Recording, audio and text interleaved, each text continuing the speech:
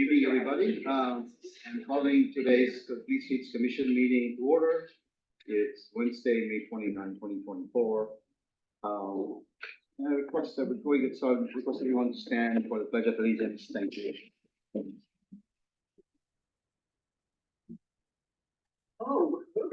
I pledge allegiance to the flag of the United States of America and to the republic which stands one nation under God, indivisible, with liberty and justice for all. Thank you.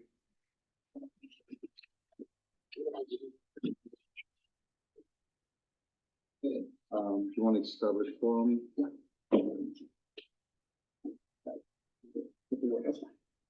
Commissioner Burns, Present. Chair Venkataraman, Yes, present. Commissioner Yang, not here, Commissioner Yeka, Here. Vice Chair Katz, not here. Commissioner Keener. Commissioner Hamels is not here, and we have one. Thank you. Thank you.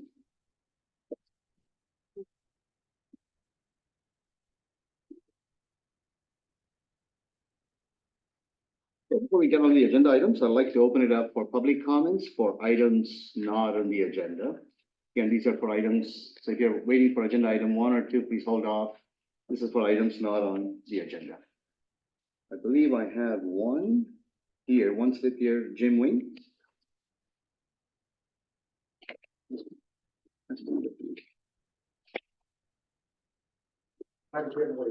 For the record, 56-year resident of Melbourne. I'm here to ask your help with the county airports and road expressway project. There is a long existing safety problem, and this is at the intersection of Foothill Expressway and Main, and the slip turn, which is on the Chevron corner. Now, this has been a long-standing problem, and the problem really is that the acceleration lane for that right turn from Foothill Expressway to Main is very short.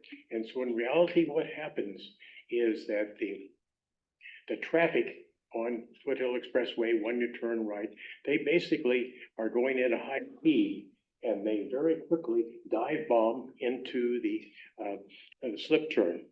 And many of them are going so fast that they really can't stop for any pedestrian that may be in the crosswalk or may be starting to enter the crosswalk. I've even heard the anti-skid braking feature triggered a couple of times where they were trying to stop for someone. This is, again, here been a long-standing problem. The county, about 7 years ago, did a design to basically, the simple solution is to extend the deceleration lane about between 200 and 300 feet. It's all in their right of way. It's a clear shot for them to do.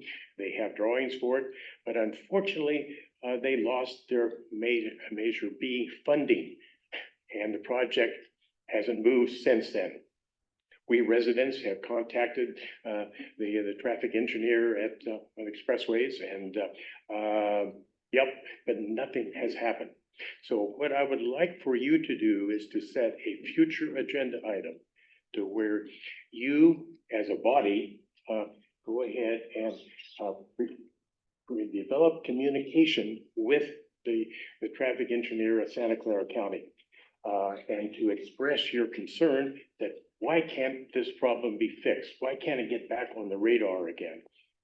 Now, keep in mind, Los Altos has nothing to do with this. It's all an expressway problem and on the expressway. Now, they are welcome to contribute or communicate with the traffic engineer to see if express their desire to get it done. But now, keep in mind, this is a high volume crosswalk. Primarily, most days between 100 and 200 people use this side of the crosswalk. You go there on Wednesdays and Thursdays and Fridays around noontime. That's when First and Main is at 100% gridlock, and basically traffic backs up on the Foot Expressway. That's one motivation for the county to solve this problem. So, thank you. Thank you. Any other public comments for items not on the agenda? Non-agenda items, please come in.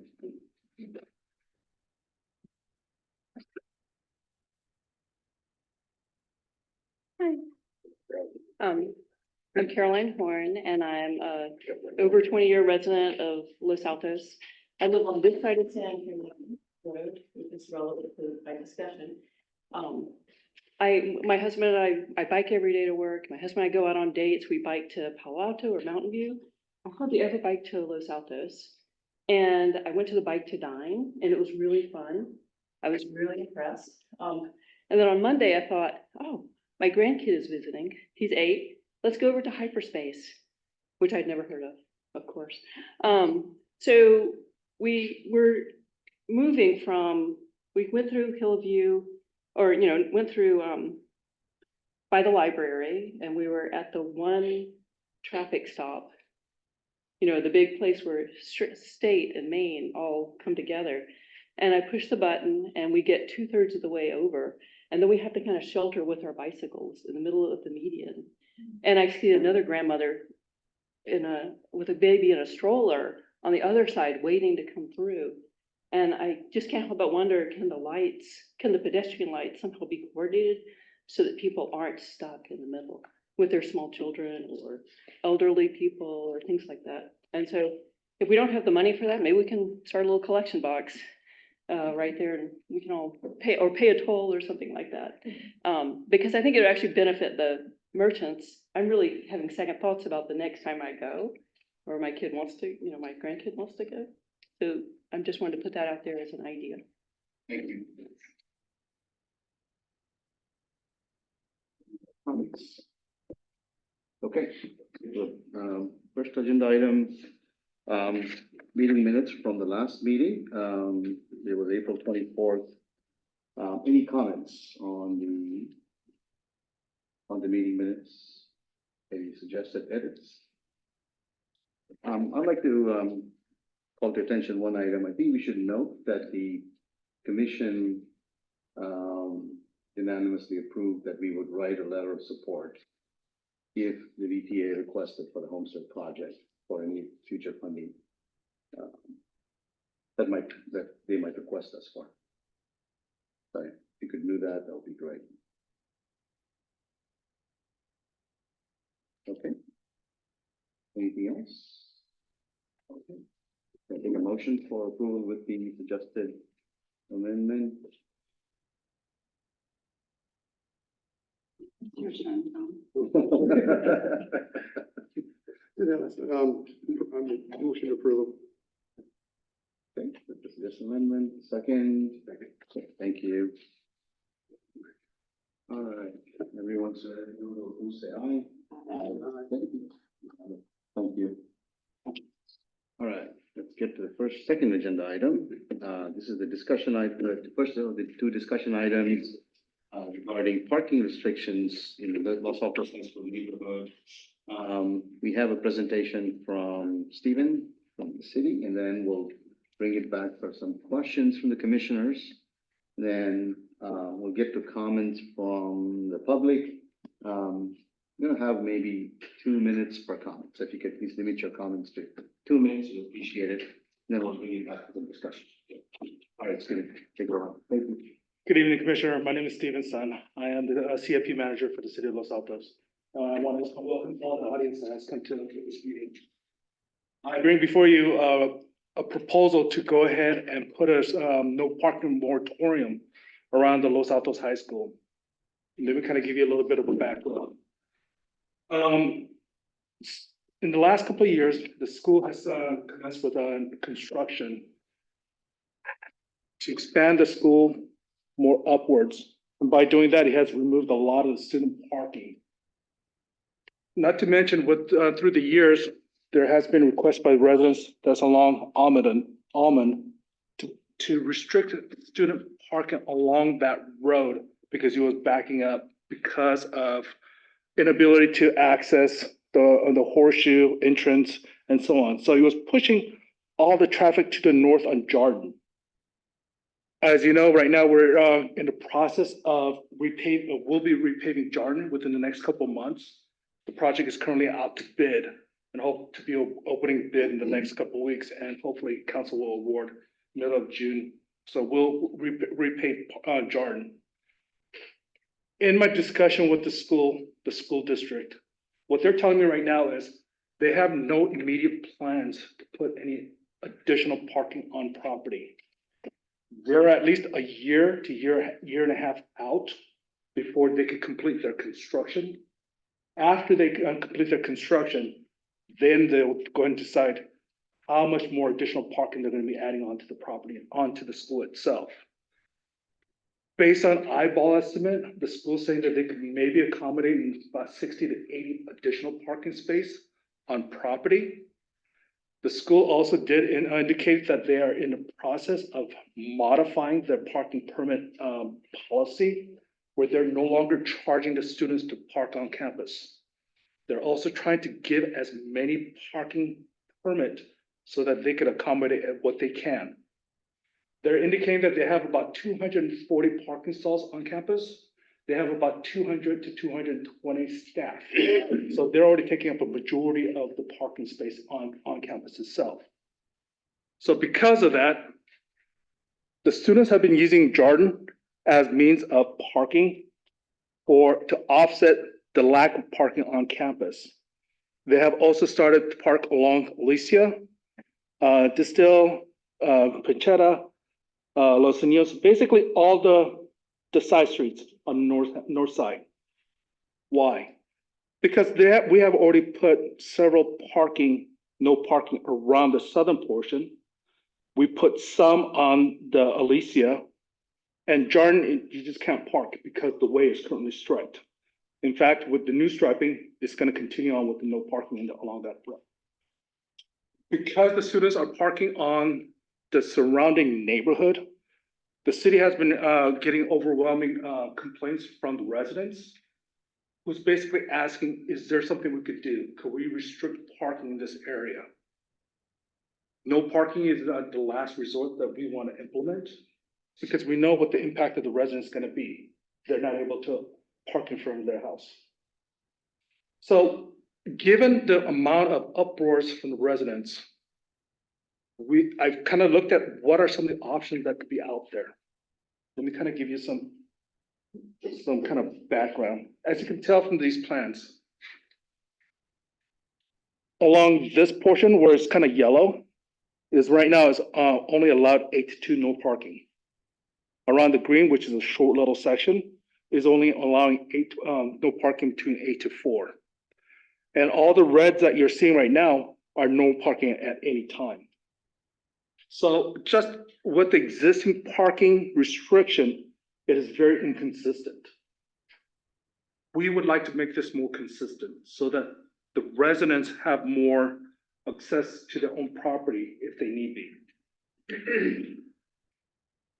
We're trying to be mindful of the fact that by putting in no parking moratorium in this area is really going to hamper the ability of the residents to come in and out of their property, or for that matter, be able to host any social events.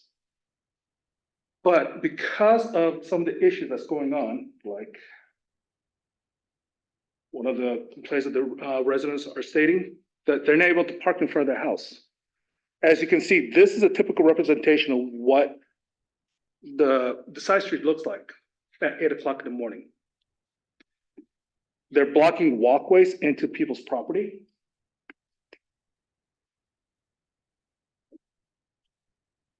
They're parking in front of mailbox, even though residents are asking not to park.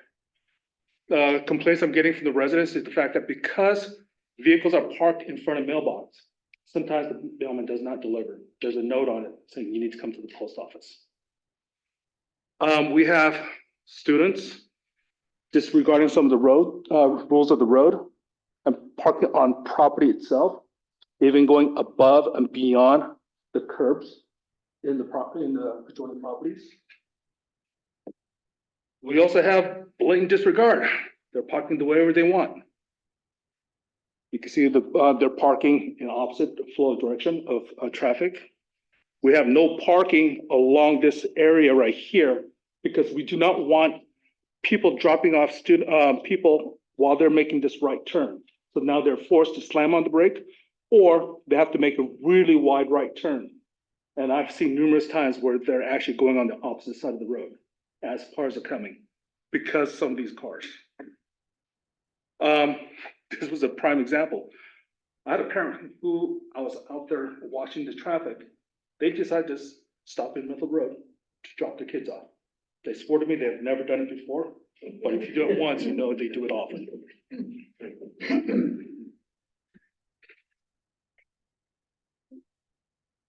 Some of the residents have, in fact, started to place trash cans in front of their properties to basically discourage students from parking.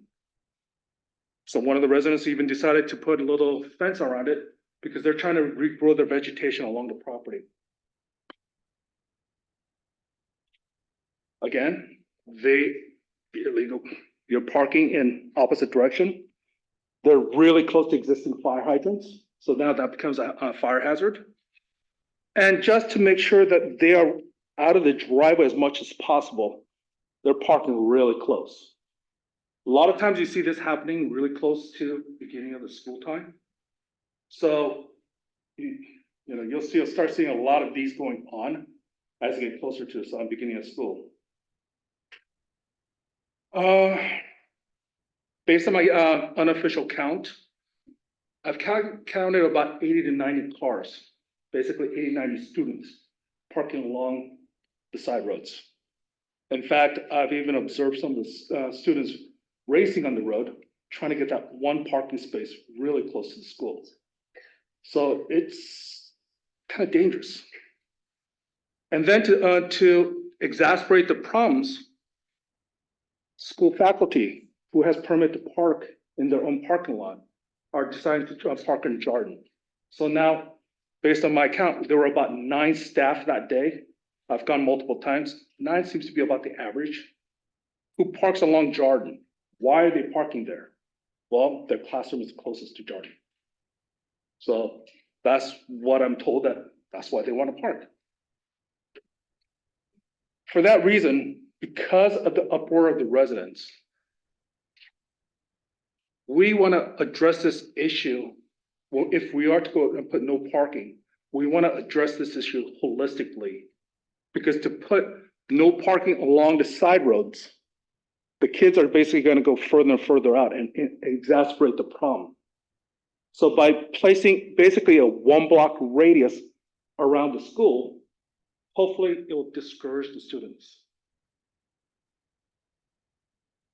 Can you explain what you mean by Sorry, discourage? you have to wait for it. No questions now? Uh, My apologies. You can make it through your public comments, so you can hold on. Thank you. So I just want to kind of give you some of the ideas of what is going to be the impact if we go ahead and do this implementation. We're not doing this, blindly. Right now, when the school started, you had about 1,100 students. They now have about 2,200 students. They're continuing to go north to handle the volume of students going to that high school. Their construction, like I stated earlier, they're about a year to year and a half out. And once construction is done, then they'll consider for additional on-site parking. The issue, some of the issues that I'm being hearing from the parents are those who lives in Mountain Views as well as the Los Altos Hills. They're basically saying that there is no safe route for their kids to get from Mountain View to Los Altos High School. And the parents are also stating that it is very difficult for their students to ride their bike uphill to get home. That's one of the reasons why they want to drive. The school, I asked the school if there was any policy on how they issue a parking permit. Doesn't appear to have any reason behind it. They just basically, if you want a permit, fill out the form. 2025, about 200 staff, able to handle about 240. School has already removed the fee, as I stated earlier. They're already trying to distribute as much as they can. So potentially, if they have all the parking space built or and that they have identified, you're looking at about another 60 to 80 parking stalls on campus. So you're still looking at about 20 to 30 students who has to still park outside. Okay, so let me get to some of the logic that I was utilizing, why I'm proposing 8 to 12. Like I stated earlier, I want to minimize the impact to the residents, the one that who actually lives there on a day-to-day basis. Based on my observation, majority of the kids, even though the campus is open campus, they come and go as they please. A lot of the kids, a lot of the seniors do not have 7th period. So after 6, they leave. So around lunchtime is when I start seeing a significant drop in the number of vehicles that's parked in the street. The purpose of this request to put a no parking around this area is not to put parking moratorium, because that's not what I want to do, because it has a direct impact to the residents. The whole purpose of asking a 8 to 12 is to discourage the students. It's basically all the traffic that's going into the school right now are all coming in at 8 o'clock. If they leave and come back, so be it. But at a minimum, if we do from 8 to 12, hopefully you'll discourage 80 to 90% of the students because they don't have a car to begin with. So for them to go ahead and go off campus and bring a car back, okay, I can't stop that. But at least if I do an 8 to 12, starting at noon, the residents could have whatever social event that they want to have. Hopefully by then, mails would have been delivered, the trash would have been picked up, and so on. So that's the reason why I'm asking for 8 to 12. If we go ahead and implement an 8 to 12, all the no parking around the campus itself will be adjusted. So we're not having all these various hours of no parking.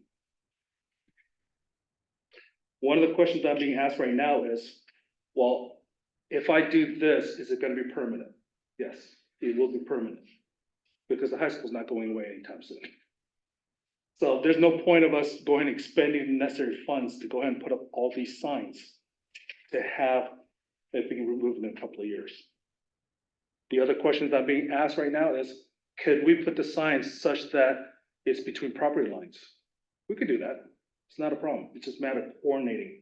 But there is a code that states if we're gonna have no parking, we need to space it out every 250 feet, I believe. There's some flexibility, but not a whole lot. If we don't go ahead and do that, police cannot ticket.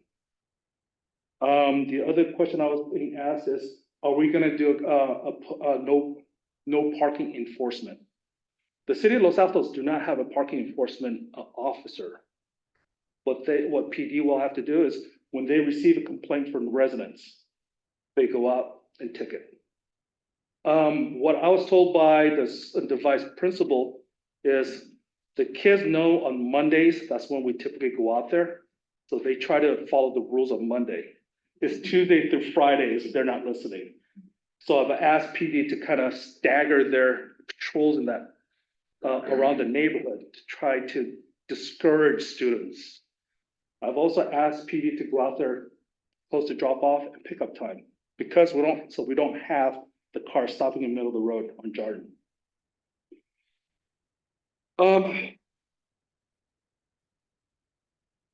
I've also spoke to, like I stated, I would like to implement a 1 block radius, but I'm open to the idea of how far you want it to go. I've already given the city of Mountain View a heads up because just past Alicia is the city limits. So I did not want to push our problem onto them. So they're kind of waiting on me to say whether we're going to go ahead and implement this or not. So anyway, that's pretty much my presentation as to some of the logics behind why I'm requesting this from the Complete Street Commission. And ultimately, most likely, if we do adopt this as a policy, I may implement this same policy at other schools in the city to try to resolve the issues. The middle schools, the elementary school, they're not as bad. It's when students who is old enough to drive, luckily we only have one high school in the city, that is exasperating a problem for not just the residents, but it's also causing other issues. destruction of people's front lawn, unsafe speed going through the neighborhood, and so on. Not to mention, we're trying to make it more accountable for these kids to be able to walk and bicycle to their school. But with all these cars parked along the road, with them speeding, it's not safe.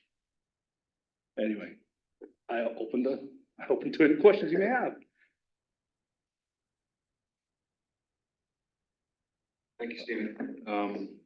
You bring it back for questions from the commissioners, before we get to public comments, so, ask away. Clarifying questions. Wants to go first? I go first. Yeah, go ahead, Tom. Yeah. So on these signs, you talked about the no parking signs, is it only gonna be Monday through Friday? Yes, sir. Okay, so it'll say Saturday. During Sunday. school hours only. And then you talked about a 250-foot distance, is minimum or maximum between? It's maximum, but we could kind of adjust a little bit. I heard you adjusted, I just didn't know if that was the minimum or maximum, so that's the minimum, so you can put them every 100 feet or every 50 feet If we prefer to. But I'm trying to minimize the impact. Right, the cost and everything. Well, not just the cost savings, but I'm trying to minimize the visual impact to the residents on the signs that needs to be posted. Any question? Okay. Thanks, by the way. This is a lot of work and appreciate everything you're doing. When you say a 1 block radius, I want to just dig in a little bit on what that means. So would that mean, for example, north of Jordan, we've got these 4 or 5 cross streets. Does that mean up to where Alvarado intersects each of those streets and then not beyond that? Okay, thanks. And then what about like, are we only looking north? Is that my understanding? You're looking to the east as well? I'm looking in all 4 directions. Yeah. Basically, what I would like to do is basically go up to, on the north, go up to Alvarado, catch all these major roads. I'm not sure if I would like to catch these cul-de-sacs. If the kids happen to find it, so be it. But it's far enough away that they would have to walk pretty far. Yeah. So like I stated before, I'm not trying to do a moratorium. I'm trying to discourage the kids. Yeah. So by having no parking along Valencia, be more consistent, because there are pockets where there is parking allowed, and then there are pockets where there's not parking allowed. Merritt, Gordon, starting to get a lot of complaints from Gordon, Angelina. I don't know if I want to go all the way out to Edith. I think if you get out to Gulf, that's far enough away that if the kids want to hike that distance, I'm not going to stop them. But at least if it is far enough away, they'll think twice about, is it really worth the paying the ticket if a resident calls and say, hey, I got illegal parking between 8 and 12. If the kids, like I said, if the kids want to leave and bring their car after 12, that should be a significant less than what they're experiencing now. Thanks. Hi, Stephen, thank you for your presentation. To piggyback on his question, a 1 block radius, is there a distance for the radius of this, or is it a set amount of distance for walking? Or you? Well, I was trying to stay within a 15-minute walking distance away. Our Safe Route to School does have a map.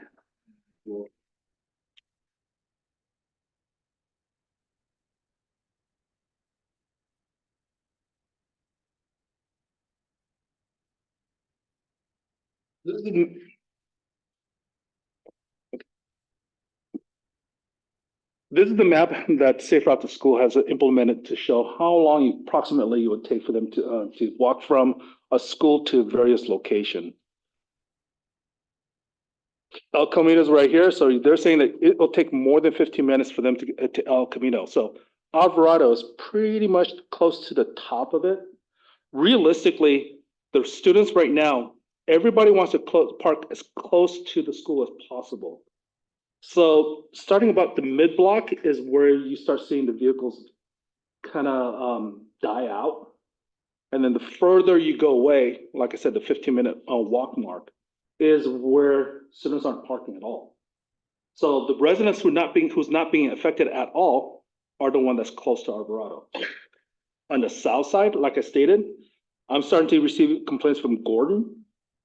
So if we're basically going to put a moratorium on this one, I would suggest we use this as a radius and say, any road that touches the circle, go and put no parking.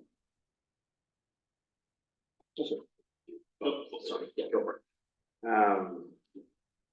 To move on, so looking at the proposal, having lived in San Francisco and Oakland for 10 years before moving here, I've dealt with many situations where you need a parking permit living in a city, which sometimes is important, paying to go get one. But ultimately, I believe if we proceed with this proposal, I think the city needs to also consider and implement the ability for people to park in front of their house without fear or risk of having a permit ticket of such. Also, having guest passes is important. I used to live in Santa Cruz, up on Beach Hill, right next to the boardwalk. There was a moratorium during certain times of the year for parking during the holiday season, May 1st to September, into September. And people have guest passes, so that way when house cleaners, friends, yard workers come, they can hand them that and make sure that their life isn't impacted. So I would say this is a proposal. I would ask Stephen that we think about this a little more holistically than just like, you can't park in front of your house.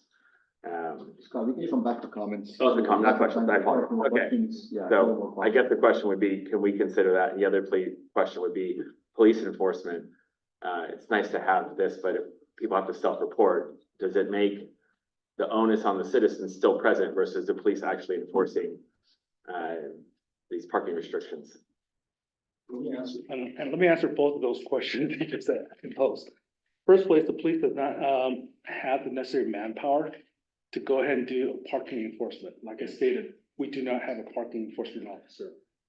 So without some cooperation from the resident to say that this problem is going on, they have no means of ability to drive through the neighborhood to try to enforce a very minor infraction when there's other things that's bigger going on. Second thing is the thought of a permit did come into mind. The logistics and the manpower that's going to be needed will be challenging given the manpower that we currently have at the staff level. So it might be feasible if we had more time and more staff and someone who's dedicated to this and do something like this. But just short of adding additional staff, it would be very difficult to implement.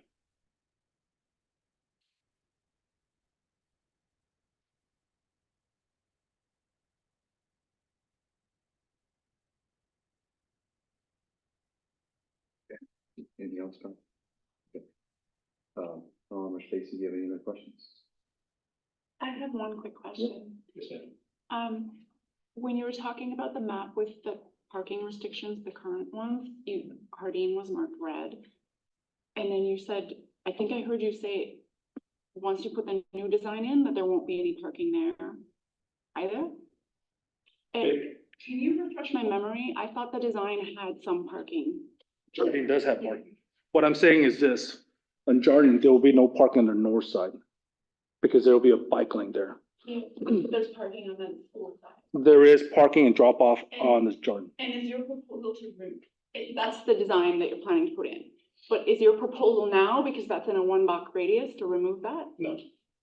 No. Basically, whatever parking that we have designed for and that the commission has already approved, we're gonna implement that. Including in front of the residents' houses that are there on Hardin? Yes, ma'am.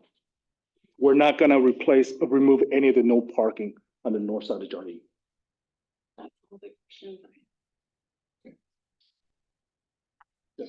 And one more, off of what Scott was asking, and when you showed the map, the Safe Routes to School map with the 15-minute walk radius and the 29-minute walk radius, it reminded me that I wanted to ask you, when you were thinking about where to impose a parking restriction, I'm curious, you talked a little bit about, but like a little bit more about your theory of what's gonna happen alongside that. Like, is your expectation that some students will obviously then park outside of that blocked area, but then is your expectation that maybe some share of students might choose to walk or bike who don't currently, and so you won't just have a dispersion of cars like further out in the community and causing the exact same students to sort of just walk longer? Is that your sense of things? What my hopes are, and I don't know if I'm living in reality or not, but given the high school kids, by limiting the off-street parking. At a minimum, I'm hoping that they'll think about maybe carpooling. Yeah, for sure. Parking on the existing parking space that they have. Hopefully they could even start bicycling. Some of them could even start walking. The thought is, eventually, if I make this difficult enough, hopefully the school will listen and start thinking about how they could address the issue that they have kind of created. So that's my hope. Whether that happens or not is gotta see, wait to see. Thank you. Any other questions? I had a couple of questions. Can you characterize what is the discussions that we had with the school regarding the parking situation so far? And have those be discussions formal, and if so, what's the outcome of the discussion so far? I've had numerous discussions with the school board. I've had one discussion with the principal of the school. The response I got wasn't very favorable, just to be blunt. The principal basically stated that we have construction going on. We're trying to do as much as we can. We will never be able to handle the number of students who wants to park. The school board has indicated that they didn't realize that this was going on. This was an issue until about a month and a half ago, when they found out that the residents are having this issue. And they were kind of at a loss as to why the school did not let them know. One of the things that the principal did mention is it was her predecessor who closed the drop-off horseshoe in front of the school. And she's doing all she can by opening up that horseshoe drop-off location, and as well as changing the parking permit policy for the school. But until the construction has been completed, they do not know what is the available space that they have to put parking.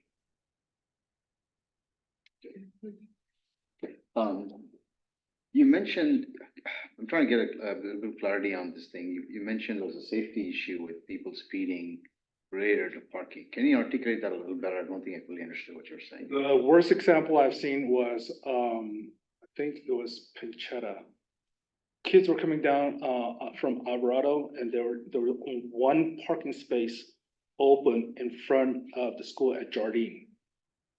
So the two cars were racing down the road and cut the other one off and just basically went into that parking stall.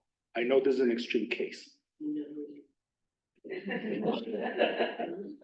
But that was something that I observed, and it was a very eye-opener in the fact that because the school bell has already rang, the kids are trying to get to the school closest as possible so they don't get in trouble, basically. In fact, some of them kind of blatantly disregard the rules completely. And when I told them, hey, that's for loading and unloading, I said, are you an officer? Are you gonna ticket me? No? Okay, see ya.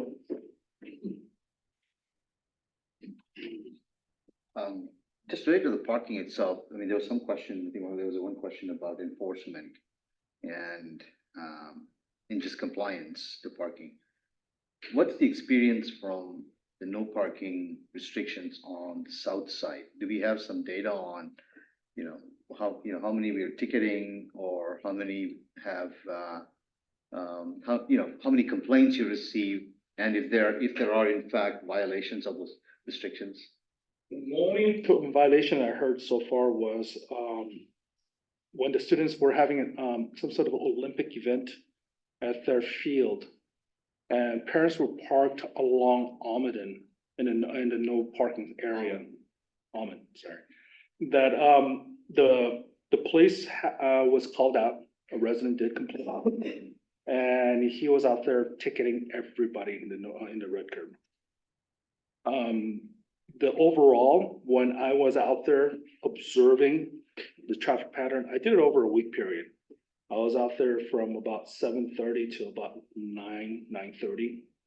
What I observed is on Almond, there really wasn't too much of a traffic problem. The only traffic problem they were having is trying to go through as the kids are trying to crosswalk, as well as the delay of the traffic trying to come into the drop-off zone in the front. So that was causing some delay, but with respect to parking, I didn't see any problem at all. They were all heading on to Jordan. It's part of it seems like you did a survey. Of some of the areas to see where the parking restriction. Did you, just part of the survey, did you notice violations and so on? Yeah, even on the south side. It was on the south side. Actually, let me give you an example.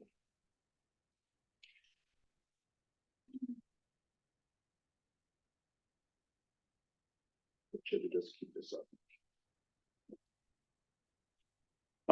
When I walked Merritt right here, there was a section that was red, and like I stated, this area right here is 8 to 2. I was walking around about 9:30. Some of the students were parked right here, as well as a Merritt close to this location here. In fact, I even observed some of the students parking on Valencia around the corner. Even though this was at 8 to 2, they parked anyway, and they just kind of walked over to the school. Okay, I think that's all the questions I had. Any other questions, any follow-ups? Question and a follow-up was, for the school districts, what kind of input can we get, or who do they answer to that could, help solve this or look at this? Because they don't know about these things. Does it have to be complaints from the residents, or do they answer to the city council? Do they answer only to the voters, or The school district is on a separate entity itself. For them to get a building permit, they do not go through the city at all. They actually go to the Department of State Architect. They're the one that actually sets condition, and they're also the one who provides permits for various schools to do their construction activity. A lot of times the city is very lucky to find out something's going on prior to construction starting, because we'll get a heads up from the contractor saying, hey, can I park here because I have to do work on school? That's the only way we really find out of something going on. With respect to forcing the school to absorb all these students from parking, we can't force them. Who does the school board answer to? Their constituents, they're the residents, The voters, so we just like our council answers to our residents. So is there an input to them? I mean, I know we can send inputs to the city council. But, Like I stated, I've already had a couple of, I'm saying that we have more residents, more commission people, more people putting in. You don't know how to do that, then you're not gonna get anything done either. well, discussion I've had was with Supervisor Sanjay, as well as the Supervisor Phil. They have been very engaged on trying to resolve this issue. In fact, they have had a special meeting at their meeting, their school board meeting regarding this one topic. And from what I understand, a lot of the residents did show up, and a lot of the residents did voice their opinion of what's going on out there. And after that meeting, I've had numerous discussions with what could the city do to help them out with respect to additional parking until the construction activity is done, as well as how could I recommend how the circulation goes on campus so that you don't have the backups going into the drop-off zones. So I gave them my recommendation: right turn in, right turn out. Basically, you need to do some education with your students, but the amount of options I have to alleviate their problem is very limited. One option I have is not do anything. Then I'm gonna keep getting calls from the residents saying, hey, I got a kid who just drove up my garden or my grass and now destroying it. I'm gonna be getting a lot of those calls. I'm also gonna continue receiving calls about, postman, I can't deliver anything. So now I got a notice. So it's those kind of stuff that is gonna perpetuate.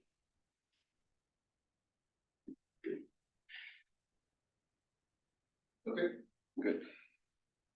Yeah, I'm gonna open it up for public comments now. I'm gonna give each of you 2 minutes to, make a public comment. Has everyone given your sheets here or wants to? Are there any additional ones?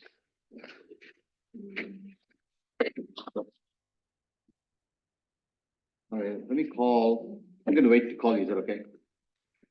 Or the sheets. Okay.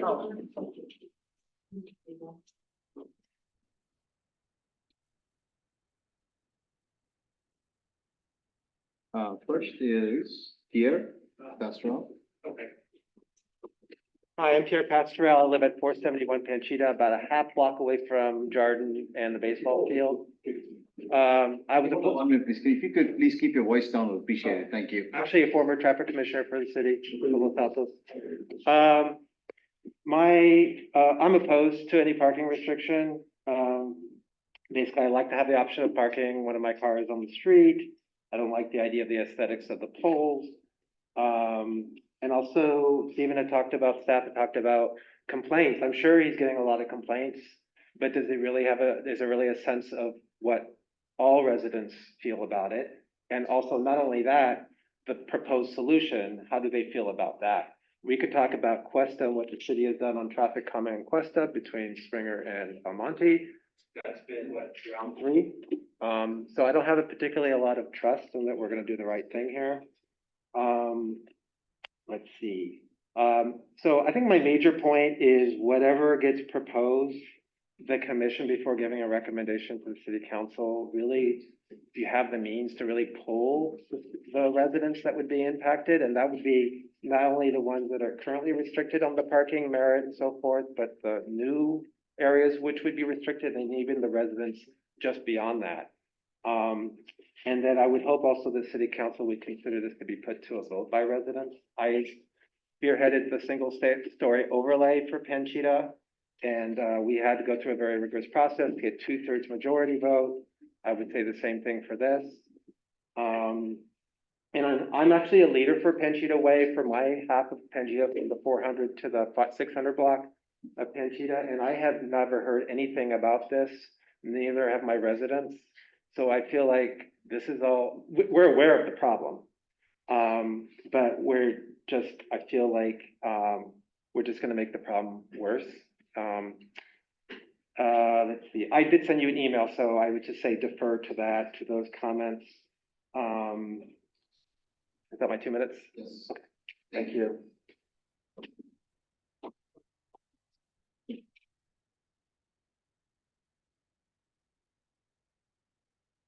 Was it Jen or Jay? Kirsten Schlager. That's right. Hi, thank you for your time. The gentleman that presented, thank you. Some things about your presentation. I think there's at least 50 to 100 cars parking south of the high school now.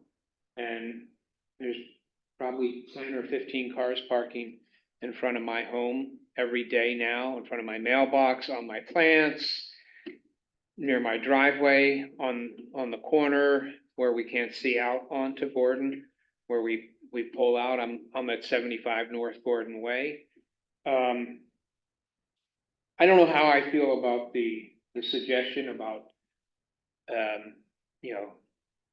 making a 15-minute walk, whether or not that's gonna work, but we're really concerned about the students and their parking.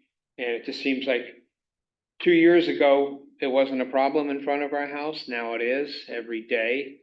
And it's not till just 12 o'clock or 2 o'clock. The kids park in front of our house all day long because they have sports or activities after school. So, and then as far as enforcement, we had a police officer out.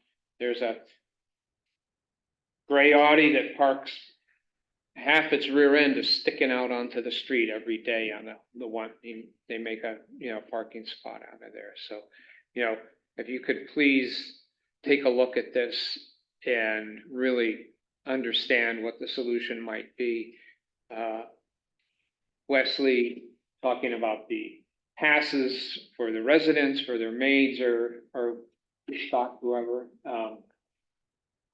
That sounds like a good idea, as far as not having money to implement it. We can get money to implement it. We're one of the richest neighborhoods in the US. So there you go. Thank you for your consideration and really taking a look at this. Thank you.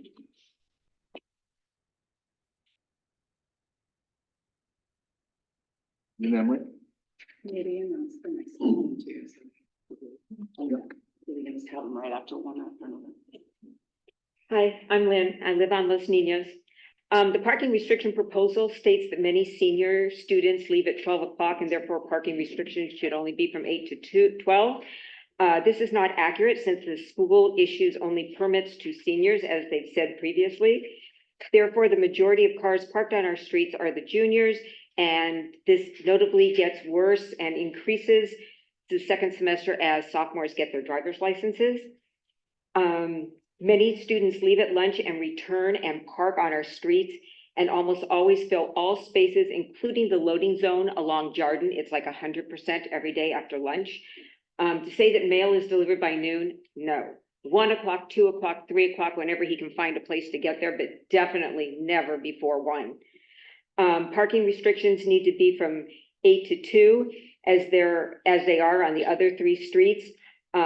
Parents need room to be able, when they come and pick up, to pull over and get out of the street to pick up their students. The parents park out there for 15 to 30 minutes just waiting. Today, somebody was in front of my house for over 45 minutes just waiting for their student. And that just makes it just more difficult because they don't really have very many places to park. They need to have parking gone so they can pull over temporarily and safely. Parking restrictions that end at noon solves only half the problem that will just get this conversation reopened in the fall. This is very similar to having to restripe Jarden yet again, since it was not done properly in the first place. Let's get it done once and be done with it. The school billboard states that parents should not drop off or pick up students in the main parking lot to keep bikers and pedestrians safe, but it is not safe on our streets. So this just moves the problem. It does not solve it. In the past years, drop off and pickup was allowed in the main parking lot, and there was a designated area along the sidewalk for that purpose. Now, all of a sudden, it's not safe. I don't know why. Our other schools in the area with equal or less parking space have drop off in their parking. Thank you. Thank you. Mike Emmerich? Next will be Jane Chang, if you would be ready. I had to cut this down. I believe that the restrictive parking hours submitted by staff should be revised to 2 o'clock. And I passed out a handout that says that the lunch is ending at 12:25, 12:54, and 1:25. So that means the students, when they come back from lunch, will park in those spaces. So we're still going to have the problem. We live on Los Niños Way, and this is a 29-foot with parking on both sides. We have parents who are dropping off right next to the people who park. We have students walking in the middle of the street. We have bikes. This is a dangerous situation partly because of the parking that the students are allowed to do. These kids are pretty smart. They'll realize that they can, after noon, they can park. Residents use methods of blocking fire hydrants, driveways. I'm guilty of that because the lack of staff, police staff. And I was at one meeting and a council person actually mentioned that the police staff, the committee should ask the city council to budget for these type items. So we're not completely calling all the time. I, along with a lot of residents, attended the meeting on April 15th, which was the school district meeting. And I handed out a count that Los Altos provided at that meeting. 62 spaces today for students. I also looked at the bond 2019. It says nothing about what is going to happen with the parking. And I realize that they have different requirements than they would for a commercial building. But it seems to me that's a big miss. And while we attended that meeting, they mentioned one of the trustees asked, let's compare Mountain View to Los Altos. They're about the same enrollment. They don't have student parking. They have what they call undesignated. And so the undesignated is 237. And, but I asked the next question, well, how many permits do you issue? They said 243. They realize that will be over, they may not have spaces available. Los Altos today, my understanding is they have 90 issued. It's a big difference. We need to do something. We've talked again and again about the tennis courts as a viable option. We have 8 tennis courts now available. They could make those 4 into staff parking. And it makes a lot of sense. Thank you much.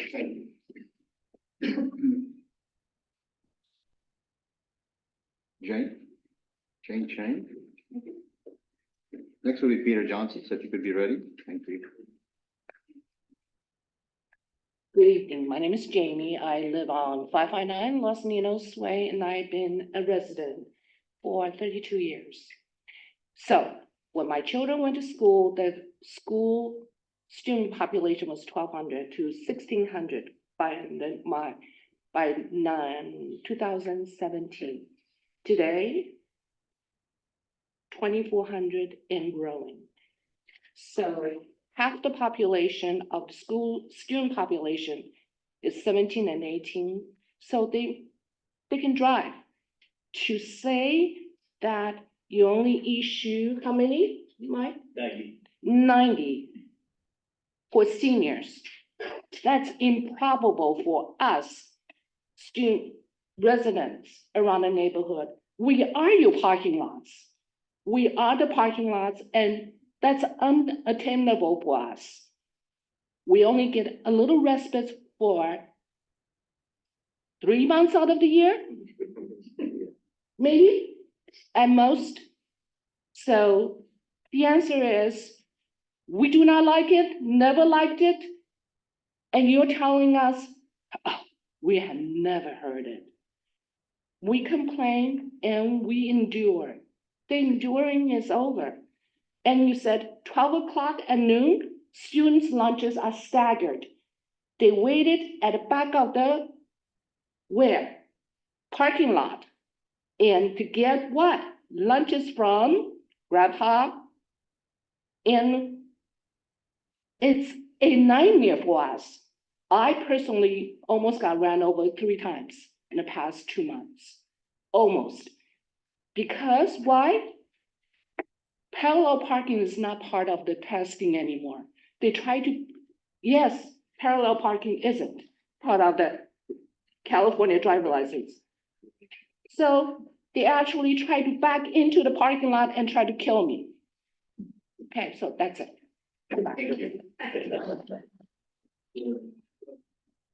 Next is Caroline, you be ready next. Peter, you're next, and then after that, you know. Peter Johnson, 364 Quantum Phone. In response to Stephen's talk today, a couple of things. I happened to see one of the no parking signs, and at the bottom of the no parking sign, it was very simple. It said commercial vehicles excluded. Why can't we just at the bottom of the parking sign have residents and commercial vehicles excluded, and then put 12 to 2 on the sign? So the residents can park, the contractors can park, and the others are excluded. Everybody knows whose cars are whose on my cul-de-sac in Fontainebleau Terrace. I have several residents that have 2 or 3 cars, so they park right there on the street. If you put the sign out, they got a problem. But if you put residents and commercial vehicles excluded at the bottom, which at least one sign in the neighborhoods had, you solve that problem. And then you just go to 12 to 2. Thank you. Thank you. Eustace is the next staff person. So, I'm Caroline Horn, and I live on Los Niños. So I'm in part of a parent group. We're trying to encourage our students to bike more, because if you can put 10 bike racks, 10 bike racks is going to hold 100 bikes. versus a bunch of parking for a lot of cars. Car storage takes up a lot of space. So what I'm just asking all of y'all is to put pressure on Mountain View, surrounding communities, to enable the feeder streets to be a lot safer so that kids will bike. Also, I propose, it'd be great if the school or the city could issue transit passes, like Clipper cards, the way Foothill College does to their students. Kids get used to taking the bus. When it's rainy, instead of asking for a drive to school, they can take the bus. And taking the bus is not too bad. So I propose those different ideas. And there's also some construction going on along El Camino. There may be some possibility to improve some of the intersections. Maybe put in some paseos and things like that to make it easier for kids to cross El Camino, which is, I think, part of the thing that's really exacerbating the parking is having people drive. Thank you. Hi, Karen, this is 281 Goffin Place. We're one of the cul-de-sacs. We back up to the football field. First of all, Stephen, thank you so much. I actually read it twice and I printed it online. However, I am still really confused as to where the no parking signs would go. If every street that is within this inner circle would get one, including our little cul-de-sac. So if in fact this is going to happen, I'd appreciate a mailing, a meeting or something with bigger maps so we could really understand the plan. I'm having trouble understanding the plan, although it's hard. Second thing is, we've dealt with the high school with the lights issue. My husband was very, very involved in that. With all due respect to the high school, my kid graduated from there. It was on the whole a positive experience. They don't give a shit about the neighbors. They do their thing and they know that they are not bound by the city council or the police or anything else. I would like to see them, sure, have a campaign and ask the students to be a little more polite and a little more conscious of what they're doing. It's hard with teenagers to get them to think about anything but themselves. Don't know if that's possible. I also think, having raised two teenage boys, that it's going to push it out.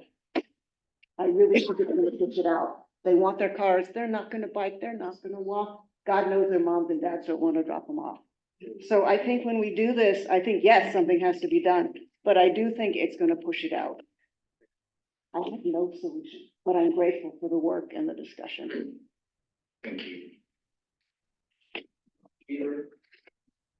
Peter Wu? Yeah, actually, I think much of what kind of has already been said, but I actually have the same concern. Right now, I live on Arguello. I have actually no problems at all. But I drive by those areas near Jordan and I empathize with the houses that are there. I actually do feel really bad for those people. But I am concerned that this actually, I may start calling the school if people start parking on my street. I have no problem today. But I'm afraid that if I could see that. I don't know the solution either. This is actually the first time I've come to this meeting. But one thing I guess it's kind of been alluded to is I think this needs to be done with a school representative here as well. A lot of the ideas that came up are not things that can be done here. Prioritizing carpooling, prioritizing biking, prioritizing parking permits for people that live in the hills or far away. That's all stuff that potentially could alleviate this issue. But for us, we're just kind of solving one part of the problem. I think there's multi-dimensions that could be resolved, and it'd be more helpful and more productive if we actually had a school representative here. And if they stand up and say, I don't give a shit, well, that's their position, right? But at least we understand that. But I think it'd be good to involve them in the solution as well, too, because there's a lot of areas where they can help in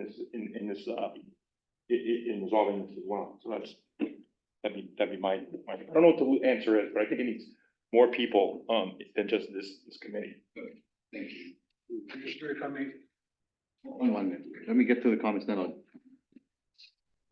Mayor Lou Verney? I just thought of two things as I was listening, so I have not going to repeat things that were said already that I feel ashamed about. I live on Distal Drive and like everyone's mentioned, the parking is crazy. My driveway's been blocked many times and my street has, my front yard has gotten a lot of litter. Other things have happened. But I just wanted to suggest, like I just heard that the Clipper card, I think is a fabulous idea. I don't know, we could even maybe give them an enticement of you know, something free lunch or something downtown, I don't know, maybe something like that.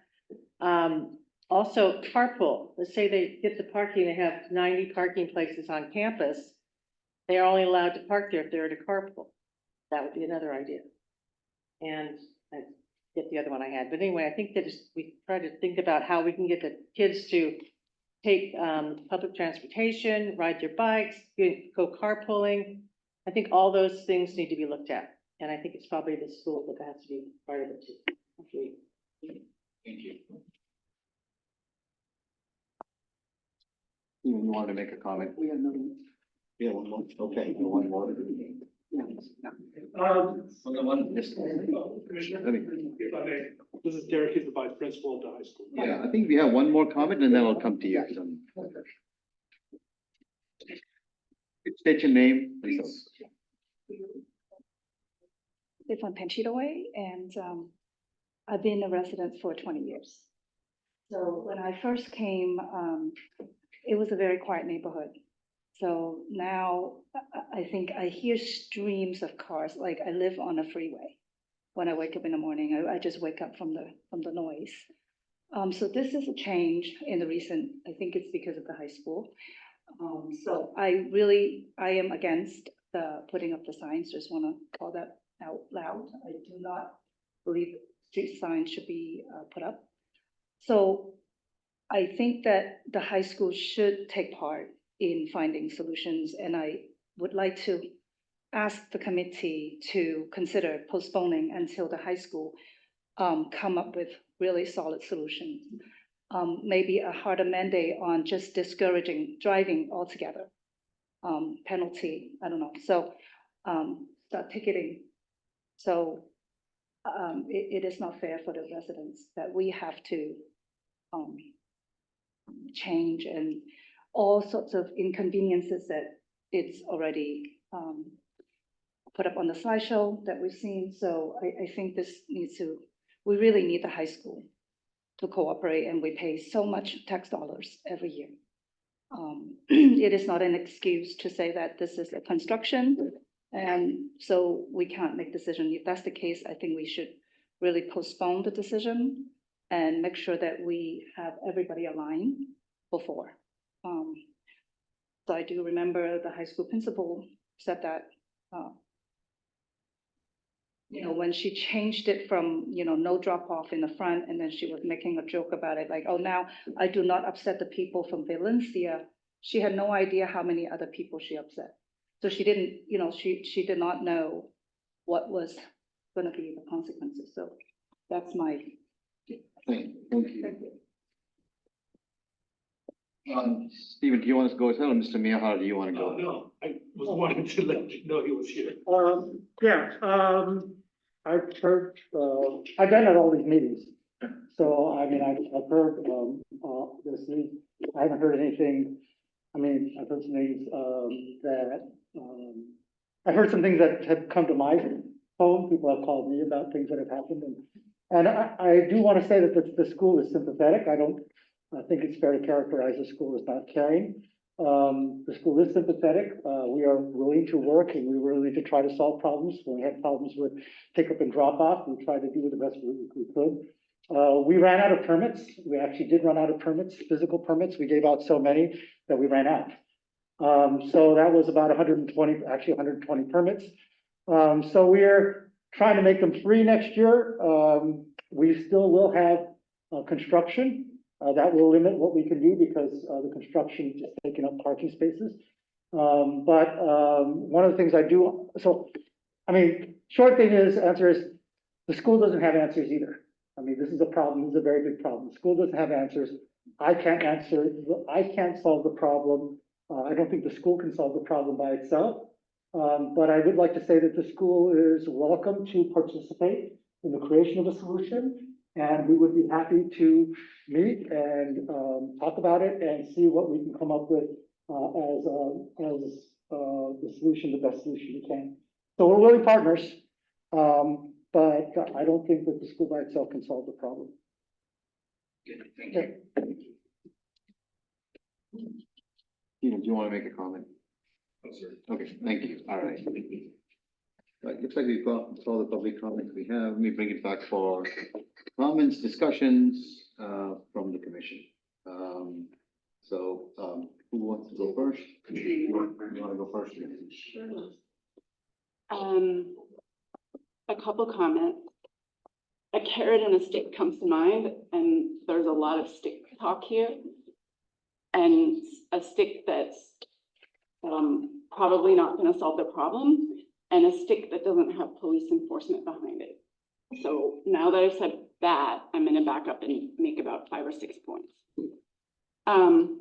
Number one, I think we have to think about parking, and I'm thinking of most favorite nation status. So do the people in 1 block from the school, except those couple people down at the end of Hardin, get the most favorite nation, and anyone who's out of this 1 block is not? And that to me is kind of, I think we're shifting the problem. And even if you want to shift it a 5-minute walk, a 10-minute walk, a 15-minute walk, I think the problem is being shifted. Because the reasons that the parents said, it's not safe. If I am in Mountain View, it's not safe for my kid to bike on El Camino. That doesn't change. If you're up in Los Altos Hills, it doesn't change. The kid has to bike up the hill. So it's just not, I think it's not quite the way things are gonna happen in the real world. Second, if you create an entirely no parking zone right around the school, there's the law of unintended consequences. And for anyone who lives right by the school and you think you want nobody parking in front of your house and it's gonna be magic, what do you think is gonna happen at school drop-off time, right in front of your house? I think it's gonna get pretty crazy. And I would caution the city to think about that too, because sometimes those parked cars, like, create a little bit more space, whereas otherwise you're just gonna have a drop-off kind of place all over. Second, and most important, I think we should address safety. And some of the safety comments I heard are at the corners. So I think those things need to be considered. And if students are, or if anyone, because I don't know if we finger solely at students, if anyone is parking on a corner that says no parking and we're not supposed to park there, or it's not a good idea to park there, like, the infrastructure should support them not parking there, and the police should have the ability to enforce them not parking there, because it might not be safe for a bicycle and a pedestrian, or a driver who doesn't have the visibility. So I think that should be prioritized. The third thing that I want to say is, if we're doing, I'm hesitant for this because there are other people that have come to this city asking for parking restriction. People in the Distal neighborhood, for example, near El Camino Real, they've wanted parking restrictions, and accounts and studies were done when the proposal to remove the parking on El Camino was done. And it turned out that it was underparked. There's like guidelines, if you're this percent underparked, whatever, if you have so much space in a radius that you have somewhere else to park, then it doesn't really warrant a parking. That's what we were told a couple years ago on this commission by staff. There are other neighborhoods in the city who have, and I was smiling, Mr. Johnson, when you were talking about, let's put up a sign that said, I don't know the exact words, but residents only, because some of those signs exist down in my neighborhood, near a park. They're unenforceable, by the way, and everyone down there knows it, and you can park there. And the students will find that out, and they'll be able to park there. So we just have to think carefully about the solutions. And not only think carefully about the solution, I think there needs, if we're doing this here, there needs to be a policy throughout the city. So if the people who reside near Grant Park Community Park, the people that reside next to this community center, they don't want guests who are coming to the community centers to park on the city streets, then do they then get this same policy that was put in around the high school? Like, there needs to be sort of a policy of where we're gonna add parking restrictions or not.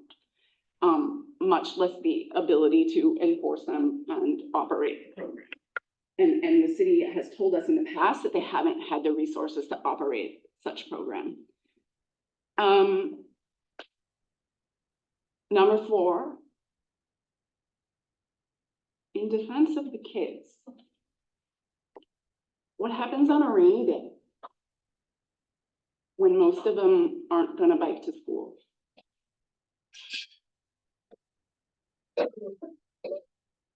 If we put in this parking restriction, are they just gonna not follow it and park near school? Or the shift happens and then they have to walk really far in the rain? This is just one example. What happens if, in defense of the moms or dads or caregivers, what if I have a volunteer event at the school at 10 a.m.?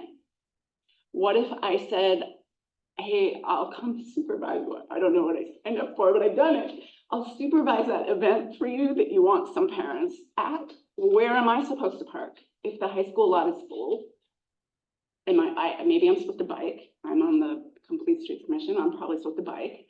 But where am I supposed to park? What if I have a meeting with the vice principal? Where am I supposed to park? So there's just a lot of kind of unanswered things, and those are just a couple small examples. The behavior in the slides of whoever's parking those cars there is not okay. And this is my next point. It's not okay. And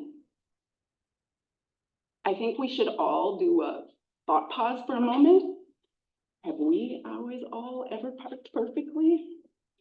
So next time you go somewhere, you all should park perfectly every time you go somewhere and be a good model for the kids. And I think, and the parents and whoever is parking there. But I think maybe this is where, did anybody hear about the gun students? Oh, only me, because my friend is running, my son's in 11th grade at Homestead High School. He's running the senior night party and I got roped into volunteering. So I have my eyes on the news. So the kids from Gun went to Half Moon Bay for a party. And what happened the next morning? The residents came, the beach was full of trash. The residents went to the school administrator and said, what is this? And there were photos similar to this, except a beach strewn with trash. And an answer came from the student leadership, and I think it was a 5 or 6 pronged thing, but they accepted responsibility. And then there was some remediation plan in place and some other things. So I actually go back to the carrot and stick. Before you bring out a full force stick and a solution that I'm not sure is completely thought out, I think there just needs to be some teaching of the students and the parents and neighbors and your gardener and whoever else is parking like this, of stepping up and taking responsibility for it and maybe not doing it again. And the wall of shame is in the public record now. I was a little surprised to see all these photos, but they are in the public record. So, you know, what gets shown to the students or not, it is something to consider. There's a lot of other ideas that could, I'm not a high school administrator, but, you know, is there a letter that the school and city can write and give it to the neighbors and they can put it on the windshield of a car that's parked there? Because I'm not sure all the people parking there realize what's happening. My trash can't be picked up, my mail can't be delivered. They probably don't know. But putting some attention on that, I think would be important. And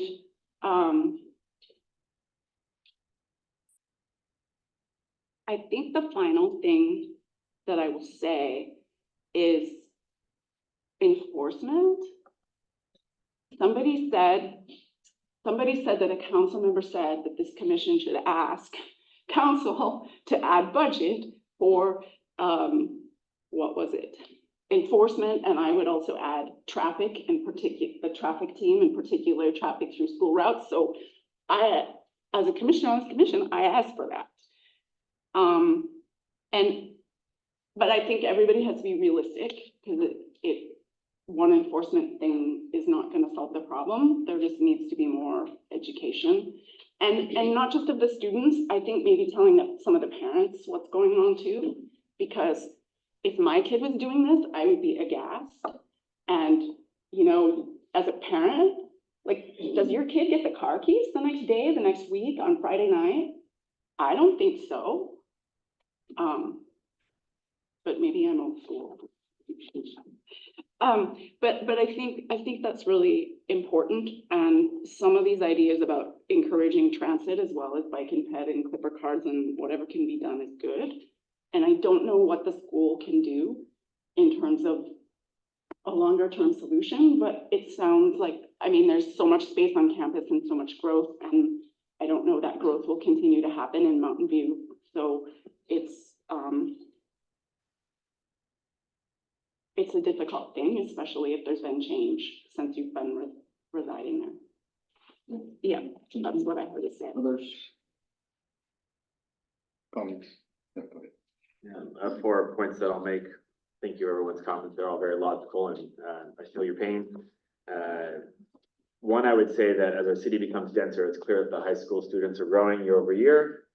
We have a mandate by the state to increase our density of our city, and we will only have more parking issues, right? This is one of many, so I don't know who is responsible for coming up with a comprehensive parking strategy, as was mentioned, but something that we need to consider as a city. So however that lands in the city's planning, or if that becomes in our master plan in the future years. The second piece would be, yes, we need to work with the high school board, but I also say student government, anyone else in this school that will listen. Now you're shaking your head. I was on student government for 4 years in the high school, and I know that students care to be involved in their own problems. We've heard from a few of them over the years. So we can get them comprehensively involved in this, that'd be great. Plus one to the parking and the biking and busing programs, right? Get people involved in their city, give permits out to students that are carpooling with other children. There's many programs that exist around the Bay Area, like casual carpool coming from the East Bay into the city every day, where people have to carpool together. There's ways to incentivize this, I think, and solve some of these. And then I was just looking at other spots nearby to expand a temporary issue, right? This is construction until 2025. Do we have an interim approach? Looks like 120 parking spots here at the community center. I don't know what this is used for every day between these hours, but a 14-minute walk, as per Google Map, walking to the school. So could 40 spots not be opened up as a temporary alleviation program for the city to partner with this as a short-term plan, something for us to look at? And then lastly, if we do signs, yes, I agree, 8 to 2 is necessary. And the radius is required because we were all high school students once, and you park where you are not being watched. Why are students parking in the back of the school versus on the south side? Because that's the front of the school. You're gonna go where you're not being watched. You can leave and go get lunch quickly. And I see the groups of students leaving on their e-bikes, going to Jack in the Box by my house and hauling to go back to school. Like, I'm witnessing this. Like, why are they going this way? Well, one's Jack in the Box, two, because there's no one watching. I would imagine all the cameras and things are on the front of the school, and I don't know what the guarded policy is. I haven't spent time in the high school, but those are my thoughts. So probably why the back of the school is also getting a lot more parking situations, because no adults. So those are my 4 thoughts as we proceed. Thank you. Lars? Yeah, absolutely. Thank you. And thanks everyone again as well.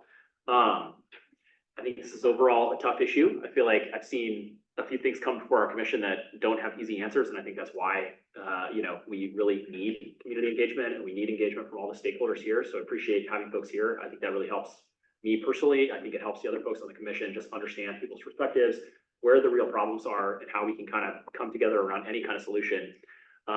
Really appreciate what Stacy and Scott have already said.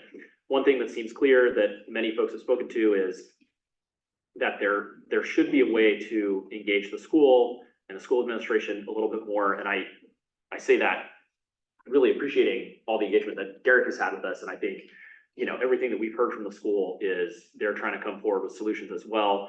But I think it's clear that a lot of the stuff that we might contemplate is sort of like more properly before the school themselves in some cases. Some of the things that came to mind for me are, I have worked for a large tech company locally here, and they were very focused on getting folks out of single occupancy vehicles and finding ways that they could get folks to and from sort of office buildings locally more efficiently, more easily for many reasons, right? But traffic and parking is a big part of that. And some of the things that they did were, and I'm just sort of, raising some things here, but some of the things they did was subsidize and create pilot programs for biking and e-bikes and just non sort of single occupancy stuff, including carpooling. And I wonder if that's something that either the school could, well, I guess maybe there's things the school's already doing, but maybe there's a way that we could have a dialogue with the school around just coming up with some ideas there that they might not already have thought of or already be implementing. And maybe that's something that the city could be a part of as well, in terms of just promoting that or encouraging that, or God forbid, maybe subsidizing it, some things in some ways. But that's just a piece of, a few solutions that I think we could try to get in place that might address the core underlying issue. Obviously, one of which is just having so many vehicles that are parked on these school adjacent streets, that might be either supplemental to or instead of some of the more draconian parking restrictions that folks may not fully agree with, residents may not fully agree with, or want to see sort of with a unified sort of voice there. So that's something to think about. One other thing that I would like to explore more is some folks mentioned Mountain View High. I used to live close to Mountain View High for many years, and maybe this is more of a recent issue, but it never seemed to me like there was a huge issue on the immediate side streets off of Mountain View High. I wonder if we could understand more about what folks are doing there that makes that a little bit better experience for folks. I heard something about the parking permits. It sounds like maybe there's a way to do a little bit more creative permitting, but I think it seems to me that the school is trying to do what they can along those lines, but it sounds like maybe there's a little bit more we could work on the margins there. It does seem to me that marginal things can help. A few different things here and there can, in combination, result in a solution that feels a lot better for the whole community. So I'm really interested in sort of across the board, what our options are. But yeah, a lot of these things do seem to me like there are things the city can do and can encourage, and our commission can do and encourage, but a lot of them do seem like they're more properly in front of the school. And I personally am interested in understanding how we can engage more directly and more effectively with the school district as well. I think regardless of sort of who elects the school board, like we're all people and we can all talk to one another and try to come up with solutions that we're all community stakeholders. I think that's clear to me, at least. So I'm very open to trying to do that. Other things, I think those were the main things that came to mind for me. Happy to engage more, but that's it for now. All right, thank you. Like what you were saying, maybe parking at another location, like say here, if we could maybe run shuttle buses, it's just an idea between a place that does have more parking and the high school. So you only have like a small bus. You see them do that in other areas. It's just another idea. I don't know where. I mean, it's a good idea to have auxiliary parking, and then could alleviate that. Anyway. Okay. Any other further comments? No. Okay. I'm just gonna not summarize. I think the commissioners have all sort of put out ideas and possible ways for us to look at things. I just wanted there's two things that I would make comment on. One is on the safety side of things. If in fact having restrictions that we have now, and given that if people are parking in places, especially in the corners, that's continuing to be a problem, I think that's something we need to pay attention to. And I think that could alleviate some of the issues we're seeing. With regards to some of the egregious behavior we're seeing from students and parents parking in the neighborhood, I agree that I think we're just going to push this problem out. I don't think we've thought through this completely or understood the scale of the solution. This is probably also made worse by the fact that we have construction going on in the school. So I don't think we'll have a handle on it until we clearly understand what the scale of that problem might be. And we don't want to push this out without really thinking through it. I think there's some great ideas here as to how we could, through education, try to alleviate some of the problems that the residents are seeing. And we should give the benefit of the doubt to the students and and parents and see if that's a program that we should try to initiate with the school. And try to make that more, upfront and center. I think that's something that we should think about. And then the last thing I would say that I wanted to make a comment on was, on reaching out to and understanding the Mountain View side of things, I think is important. There's a large population of the school students come from Mountain View. And they're gonna drive in similar to Los Altos Hills, but probably a bigger problem with bigger population with Mountain View, and they're gonna drive no matter what.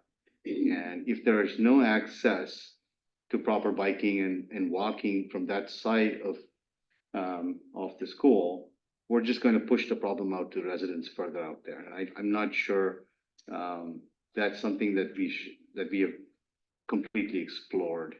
And I would suggest that we do that as well. So those are my comments. Other than that, I'm not sure if any of the commissioners want to make any other suggestions.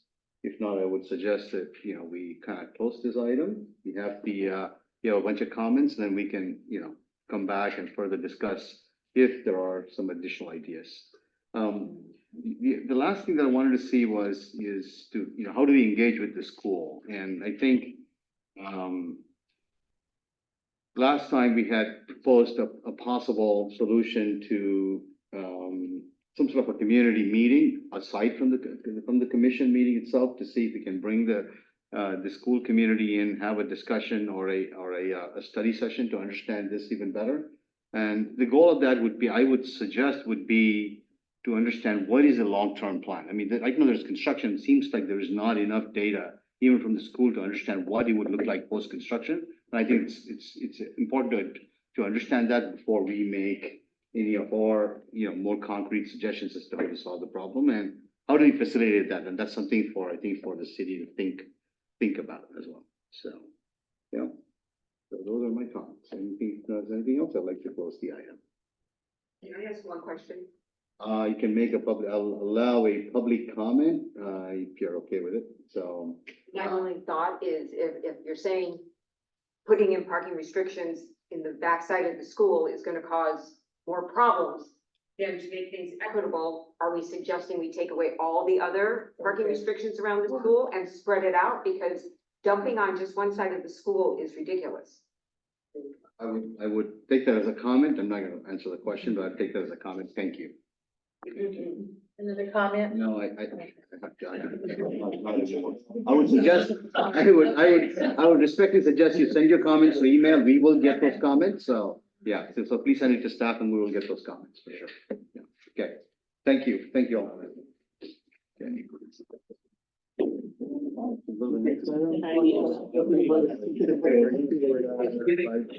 Up to our house, yeah, mostly baseball,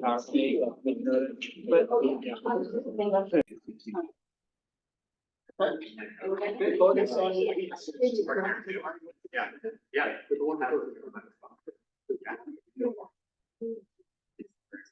All right, so we have the third item on the agenda, discussion item. This is to discuss the formation of ad hoc subcommittee to work on the work plan. Stephen has a small presentation and then. No, I do not have a presentation. I just have a request. One of the things that I'm struggling to provide, the past work plan that you guys have referenced numerous times, I've analyzed it. It doesn't really give me a lot of direction of what the work plan should be. One of the things that I'm asking the commission, the chair, is the fact that if we could form a subcommittee to work on a work plan, one of the things that I'll be asking is, probably within the next month, when the council has adopted the budget, I'll come to you and ask for your input on several roads that I've already identified as basically repaving, resurfacing. Hopefully by then, I'll also be able to provide with you some of the slurry seal or microsurfacing that I'll be doing on some of the roads that's not as bad. The thought is, by having this subcommittee, we could have that dialogue between staff and the commissioner and try to figure out how we could deliver on some of the objective of council. The other thing that I would like to standardize is basically having a standard. Basically, if we're gonna go ahead and do this road, these are the standards we wanna follow. So I wanna start that dialogue with you in the fact that we're still have not adopted the budget, but we're getting pretty close. I have an idea how much we're gonna be spending. It's just, like I said, I would like to have this discussion with the commissioner, have inputs, so that I know what I'm getting myself into and how we're gonna implement this. Because the way the construction goes, I gotta have a set plan ready to go by December of this year. So that I could try to catch the early construction window and hopefully get a good bid. So I'm asking if we could have a subcommittee consists of possibly 2 commissioners that we can meet on a monthly or, bi-weekly basis to work through this process. Thank you, Stephen. That was nice and short, clear, and I think, questions for Stephen? Or, before I get to Jim, you may have a public comment, but before I get to him, any questions for Stephen? What other tools or other ways to analyze the roads that need to be focused on? Because let's say there's 100 roads, we can only do 50. Are there ways that you currently are looking at this to overlay the needs of the complete streets master plan for like bike safe to schools and how to make that work? We have a council priority that we're utilizing. So what I've done is based on the council priority, I've looked at what are the safe routes to school, what are those routes, what are the condition of those roads, what is the PCI of those roads, and what type of treatment I'm looking at. So based on those, I have a general idea of what roads I would like. I'm kind of starting off with some of the collector roads, because those are highly used by our residents to get across towns. So I'm looking at those first. I'm also looking at how are the schools located at? What are the pedestrian or bicyclists? How are they getting to those locations? So I'm looking at various aspects of it. The standards I'm looking at to ultimately adopt is Caltrans standards. The reason why I like to implement the Caltrans standard is it gives us some level of uniformity with respect to the construction standards and the standards that we design by. So it gives the city some of the immunities because it is an adopted policy of a state. Isn't PCI, isn't that it's already that's been in place? Yes, sir. Because I remember the previous one, I see it. PCI basically gives you a condition of the pavement based on a pavement condition index. Right. So basically, if you have a brand new road, it's set at 100. Right, I understand that the previous position for you, what's her name again? Marissa? Yeah, she was, there was talk of that she used, and I just want to make sure that's still in place. It's still in place, but like I said, I wanted to clarify, there is a direction from city council, working with staff, that we would prioritize safe routes to school as, not prioritize, I guess, but use safe routes to school as a guiding principle in selecting. Right, but I know that there was a tool that they were already using. The PCI is just a measurement tool. Right, but it's a tool that they were using. Yeah. To address like which streets were the worst off and which is the most. If I may, No, I'll let you. if I may give you a little bit of a background on what a PCI is. PCI is a numerical value that gives a condition of a road. So let's say it's a brand new road, you have a PCI of 100. As the vehicles are traveling on that road, the PCI will start decreasing. 70 is usually about the point where you're gonna have a significant drop, because that's where you start seeing cracks, that's when you start seeing water intrusion into the pavement, and the road will deteriorate really quick.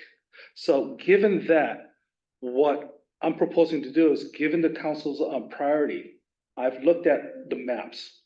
Basically, these are all the safe route to school that has been identified and adopted as a policy as a city. Then based on that, I started going through the list of all the PCI and saying, okay, here is condition, here is where what each conditions of those roads are. If the road itself is less than 50, I'm now looking at having to do a grind and overlay. If it is something that's in 60s or 70s, I could just kind of do a slurry seal that will extend the life of that road, probably for another 3 to 5 years. So I'm trying to maximize The funds that we do have is very limited.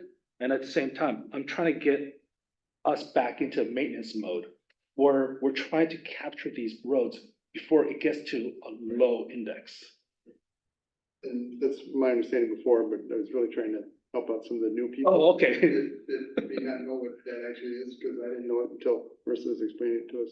Oh, okay, yeah, no, I'd be more than happy to explain it if, off online. But I just make sure you're still using it and. We're still using that. In fact, we're probably gonna start doing another evaluation of our roads in the near future, just to see where the condition of the roads are. Sure. Things are gonna change. Yes. Thank you. Go ahead if you want to make a comment. I just wanted to add a little bit of context. Council had as a goal to reach a certain PCI level. And that number was 76, I think, but that was a citywide number. Council changed the goal not to be the PCI number, but to be focused on safe routes to school. And that we would be measuring PCI, and that hopefully by focusing on those streets, we'd also be increasing the PCI. But the goal wasn't the PCI itself, because that didn't necessarily lead to the best maintenance. And again, the focus being, it was important to focus on safe routes to school. So that's just a nuance, and there was a change, and I think maybe that's what you're getting at, Tom. So I just wanted to clarify. It's no longer a goal, but it is a tool and a measurement we'll make. Other questions on the forming the work plan subcommittee as well? So, okay, I think I would, I don't have any comments or suggestions on it, but let's see who wants to be on the subcommittee first. Do we need to take a vote on it? I don't think so. We just need to see who wants to be on the subcommittee. I would recommend that we have, we can do up to 3, Stephen. Maximum 2, I think. We can go up to 3, as long as we're not a majority of the commission, we're good. Yeah, we can go up to 3. That way, the idea behind 3 is then you'll have at least 2 working at, at some time or the other. So you'll have enough people working on it. So let's do 3. Just be cautious in the fact that there's only 5 commissioners right now, because we have 1 opening. Is the reason why. Is there an open seat? We took attendance for everyone. No, we took attendance for everyone. We don't have an open. There is an open seat, right? Yeah, there's one. There's 7 commissioners, there's 1 open seat. There must be somebody absent today? Steve's absent. Oh, that's right, Steve's absent, yeah. Yeah. But they might be considering her. Is Cynthia still on the commission, or she has resigned? Do we know? She has resigned. She has. She has. Okay. So we didn't know for sure that that was the Well, case. I think she communicated with you, Art. Yeah, she just basically, we asked her, right, if she wanted to resign, she didn't reply back. Yeah. As far as we know, she is not resigned. Yeah. Okay, there's 2 Yeah. Cindy's and Cynthia's on 2 different commissions, and both were potentially resigning, so maybe I have it confused, have her confused. Officially resigned. Yeah, if she hasn't officially resigned, then then there's still 7 people on. Yeah, and her term goes through September. Yeah. Okay, so she hasn't resigned, okay. So we're good with 3. Yeah. And if something changes, then we'll come back. Yeah, just be a little cautious. Yeah. So who all wants to volunteer? Right? I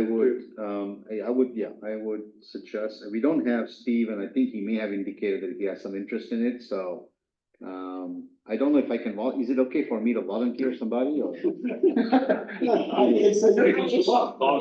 you're wanting to volunteer Steve, I think that's a great idea. I agree, I'm judge. 1 hour, I think. Temporary, whatever. So who is it now? Is it Scott? Scott, and who else? Yeah. Who else wants? I wrote it. Oh, you did? Yeah. Tom, you want? Yeah, I think Tom. Good. Yeah. All right, so yes. So it's Steve, Scott, and Not what you volunteered. all right. And is it clear to to everybody what's the goal from what Stephen's description is as to what the subcommittee will work on? If I can reiterate it, it is to prioritize and fully understand the needs of the Complete Streets Master Plan to align with the repaving projects and making sure they are prioritized accordingly? So there is, so there is a work plan that was created at the beginning of the year that has a list, list of, Oh, you mean the staff work plan? the staff work plan. Right, we had that one. And then Stephen has gone through our detailed 5-year plan as well, in addition. So there's, the idea behind this is for the work plan subcommittee to work with staff offline to go through the projects that is being proposed as part of the CIP, and possibly other projects as well, that you can use as a sounding board with the work plan subcommittee for other projects as well. And then, Sorry to interrupt. I'm confused because I just heard, I thought I just heard that this was gonna be looking at the roads that are gonna get resurfaced. And then whether. not the current plan is done, not for this year's is done. Yeah, for next year's. Yes. For next year's. That's what I heard the ask was. is to- Well, whatever it is, let's put it in writing so that we know. So it's all. You want to? Yeah, I mean, just to let you know, I mean, this year's work, surface overlay, slurry seal has already been set. We're gonna be opening bid on the 5th. So what I'm already starting is anticipation of the next year's. So I need to be, in my position, I have to be always 6 months to a year out, just because of the way the construction works. So I have a general idea of what are some of the streets I would like to tackle. So that I would like to have your input on how we're gonna be able to implement these overlay, and at the same time, how we're gonna try to have the complete street integrated with the overlay or slurry of these roads, basically. So that's very focused on, I feel like yeah. this year and next year. I feel like even having that sense from you, Stephen, around like the streets that you're looking at, that you're kind of eyeing right now, and then even just like a basic version of that calendar that's in your mind, looking 6 months to a year plus out, that can start to like drive priorities and how we can align on where the commission can sort of impact and help you, right? So that sounds like a great idea to get together on. Yeah, I mean, like I said, I've already have a general idea. I haven't had a chance to go out to the road and actually look, okay, is this a proper treatment? Can I think of some other options that might be a little bit cheaper? The grinding and overlay of these projects are the last resort, because that means we're gonna be expending a lot of money on a very short road. So. So what are we calling the subcommittee? Yes, it seems to me that it's very focused. I think it's, I don't know if resurfacing is the right word, because there's slurry seal, there's a whole subset of stuff you can do. Let's call it like street reconditioning. Yeah, it's the subcommittee that's gonna work on the street reconditioning plan. What would you guys want to call it? is that, okay, all right, I would suggest that maybe you have just write this up and send it to the commission offline, so if you get a chance. We will, the subcommittee will report out on it the next meeting, after you have the first initial set of meetings, right? Okay, all right. Because they're not working on the parking by the high school, for example, et cetera. So they're just working on the street condition. Yeah. Okay, thank you, Stephen. All right, anything else? Okay. All right, let's go to the next agenda item. We have public comments. Jen, you have a public comment. Is it related to this work plan item? Yes, based on what was in the last meeting. Is this to do with the work plan subcommittee? Yeah, that is correct. Yeah. Okay, again here, my name is Jim Wig, I live on Milverton Road.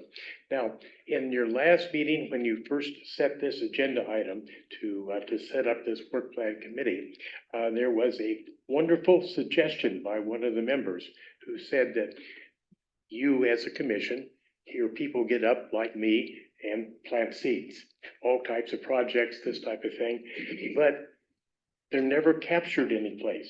So the suggestion was that this one thing in the work plan would be to start a master list of all these odds and ends you hear, and you keep track of them. Now, from a resident standpoint, and we get up, we plant a seed, we have no idea what's gonna happen. Maybe 4 years from now, and we're in the dark. How do we feel? Yeah, a lot of people give up. But by having a master list and actually putting it on your webpage, that would encourage input. And keep in mind that basically,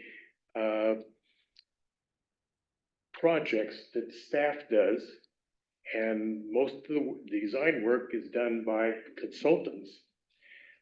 It's the only way Los Altos can get some projects done. Also, we do have high turnover. So therefore, we are basically working with a lot of people who are new to Los Altos. Now, who knows the 24/7 streets dynamics? We residents do. And a lot of the times when people get up and suggest a project, what they're really saying is a consultant didn't know that this problem was really there. So that's why it's important to keep this master list and why it's important to keep track of all the things you hear. Because in essence, I think we residents can talk of the 24/7 dynamics. That's exactly what you heard tonight.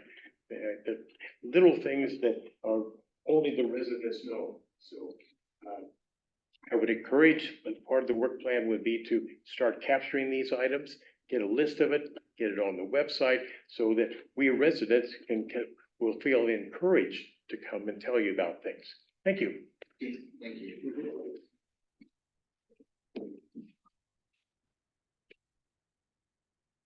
Yes, go ahead. Sorry, if I could give the subcommittee some advice and staff. 6 months is not enough time to do the street resurfacing, especially when you're prioritizing adding safe routes to school elements. There needs to be extensive community engagement, and the process for which you conduct the community engagement needs to be well thought out. So you start on the right foot with the community for each of the streets you plan to work on. Because we've had a lot of experience starting on the wrong foot over the years here, and it's more challenging. Okay, thank you.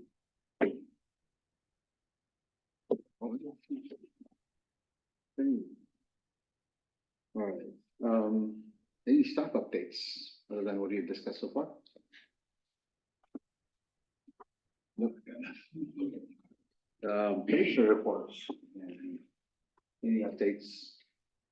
Do you have anything safe to come to the VTA? I brought the agenda. Yeah, I don't think I have very much from the VTA BPAC. Oh, we got an update on the Valley Transportation Plan 2050. We were looking at the specific project list that they have proposed. There's nothing proposed by our jurisdiction, but Mountain View, for example, has some things in there, and there's also highway things and expressway things. I think the most relevant thing that would be in our jurisdiction is that the VTA has put the bicycle superhighway plan as like a named project in it, which they hope then will help make accessing grant funding easier. And the bicycle superhighways come through our city on El Camino Real and Foothill Expressway, the proposed ones.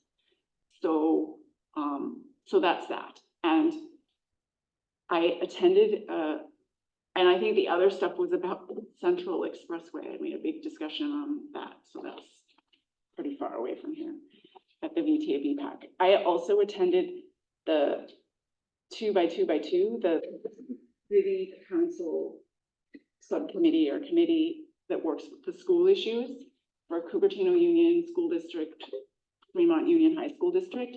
And they had a representative from the VTA there go over the Homestead Road Safe Routes to School plan. There was a lot of community members that came and gave feedback. And a lot of it was about the approach, how you get on to Homestead Road from the neighborhood safely. And then the county was also there giving an update on numerous projects, including like construction going on at Foothill and Arboretum right now that's active. And it was the same presentation that they gave here. The Homestead Road presentation, yeah, it was the same presentation. And that presentation is coming to the VTA BPAC in June, in case anybody wants to come and see the presentation again, or see the comments that they get at VTA BPAC. You can come in person or you can join on Zoom. And VTA BPAC takes public comments on Zoom, if for anyone who wants to make a public comment. And then the county also spoke about the Foothill Expressway one, and they're working on two things. They have an active transportation plan, their first ever. They've never had a master plan for bicycle ped or active transportation. And it seems to be taking a long time, but we keep hearing that the draft is coming really soon. So that'll come on the VTA BPAC agenda, and people who are interested in anything along Foothill Expressway should watch for that, because I know well, in previous versions of the draft, they were talking about slip lanes and other things. The county also got VTA Measure B grant funding to do a bike ped study of Foothill Expressway, and not just going up and down, but the crossings. So that agreement was approved, I guess, by the Board of Supervisors, and now the county is getting a consultant. They're using an on-call one, but they have to get budget approval from the board because it's a large budget item. But my understanding from county staff is that they will commence in July-ish a 2-year study. And I don't know how long it's going to take them from July to come out to the public to get public input, but that's expected to come. So that's kind of the update I wanted to give. Oh, I also attended the city council study session on Homestead Road, just sat in and listened. I think that's all. So just iterating on that meeting from a week ago. Yeah. That Stacy was talking about, it was, Art was there, myself and Stacy, the mayor was there, and there, in addition. And then a lot of, the city people were, residents were there. A lot of them were voicing their comments about Homestead High School. And we did, Stacy did too. It was very emotional to a lot of people, what they were saying. It was very interesting. Yeah, I think I included a story. I saw another person hit on bicycle on Homestead Road. Did the hit break? Did I talk about the one who broke their femur? Oh, I did last time. Okay, so. You did mention it, double digits. And I think this made it in some couple of newspapers as well. The broken femur one? Yeah. Oh, I haven't seen that. Okay. All right, anything else? Okay, all right, let's get to the future agenda items. I have one, sorry. Sorry, go ahead. Yes. Another question for, I didn't, maybe Art. I didn't see this in the last meeting's report, but my request to have the city report on the easement and sidewalk management policy plan continues. Is there a place perhaps I could just read, or you can point me to our city documents? I've looked for them, I can't find them, so maybe I could just self-feed for this. Is this? Sorry, Stephen. Mine's. Our hope is to have an understanding of how the city manages the sidewalk or easement between the edge of the pavement and the city's property line. Because we have some areas of the city with slope curves, with sidewalks, and then ultimately just open sidewalks, which are creating, in my opinion, a risk to our citizens with potholes, rain puddles that last for 6 months and so forth. So that's what I'm trying to understand. Just to let you know, kind of ironic you asked that question. Right now, internally, we're trying to come up with a policy that's more uniform than the way it has been in the past. So we're in the past. It's kind of been not consistent. So we're trying to standardize how we're gonna proceed with these sidewalks and the easements, who's responsible for what. We have a draft iteration right now that's going through. I have not had a chance to read it yet. Hopefully in the next couple of weeks, I should be able to give you some. Is it consistent, or is it, I was thinking some of that stuff might be more state laws, but. Well, it's more, the way that we're talking internally is more trying to align with the state law. So before we could go ahead and do that, we have to we have to figure out a policy of how we're gonna implement that. So that's the process we're trying to go through right now. Like I said, we have a rough draft. We have a clear understanding what the state says.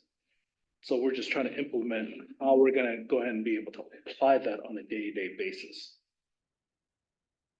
But yes, I'm very aware of several locations where the sidewalk is questionable.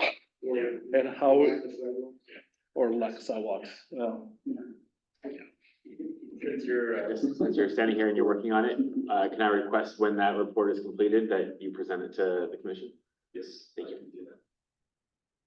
Appreciate it. Right, so that's another suggestion for your future agenda item. Anything else? Any future agenda items, anything from you, Tom? I request that we come up with some sort of a calendar for the rest of the year, so we kind of have a sense of what's coming. And manage, I think it'll help set expectations and manage the time a little bit. In terms of accomplishments of the commission.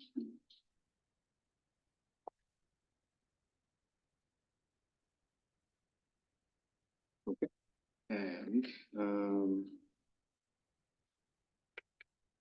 and I don't have any updates, maybe just a comment, in lieu of what we discussed about the parking, maybe I have a suggestion that as commissioners, we could reach out or provide our comments and suggestions, to the school boards. And continue to encourage them to look at solutions on their side. And I think there were some good comments that you made and Todd and Wes, you all made. I would suggest that you reach out to them and so provide your comments to them as well. Okay, that's all I had. All right, we don't have anything else. I call the meeting adjourned at 8:24. Thanks, everybody.